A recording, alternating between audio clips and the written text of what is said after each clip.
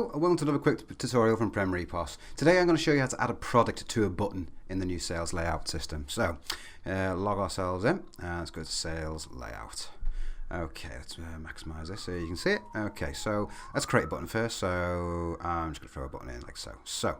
Okay, so say I've got a button there and when I press that button I wanted to add something to the cart. So I would highlight the button and over here we've got the button content section here. So we click on here. And then we can search for an actual product on here. So if I search for example, dog,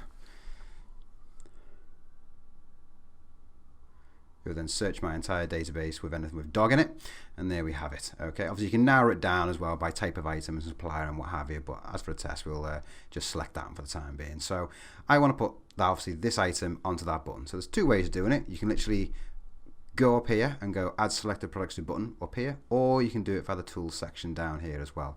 It's basically exactly the same, it's just obviously a little bit convenient having that up there. So what I'll do, I'll click on that, and what I'll do, it'll also use the product name as the display name automatically. So it'll throw in there straight away. If I want to change that, I can literally click on these three dots here or fill out the information here. So if I click on the three dots, I've got the full editor mode there. I can then literally, for example, if I want to say get rid of that, press accept. There you go, it's now narrowed it down now. So if I also select on it now, you can actually see in this box down here as well that there's an item added to it. Obviously you can add more items as well, so if you wanted to make it like a bundle button, you can do. So if I click on that one, for example, and I also add that selected product, it will also overwrite the next item in there, but obviously it keeps it up there, so all you need to do is select on it and then just press enter again and it'll put it back to what it was. But now as you can see, there are now two items linked to here. You can also change the quantity as well if you wish to.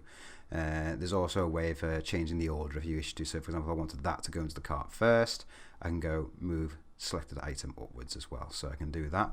So what will happen now is, so if I get out of there and go into my sales mode, and if I now click on that, boom, there you go, two items get added straight away to the cart. So there you go, nice and simple. That's how to add a product to it.